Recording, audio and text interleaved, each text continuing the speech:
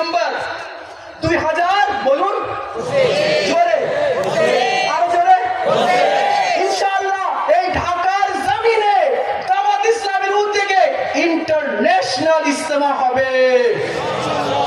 আরেকটি সুসংবাদ আপনাদেরকে শোনাই, আগামী 1, 2, 3 বলুন, আগামী 1, আবার 1 মে 2025 ইনশাআল্লাহ চট্টগ্রাম বিভাগে 3 দিনের সুন্নাতে ভরা ইজতেমা হবে।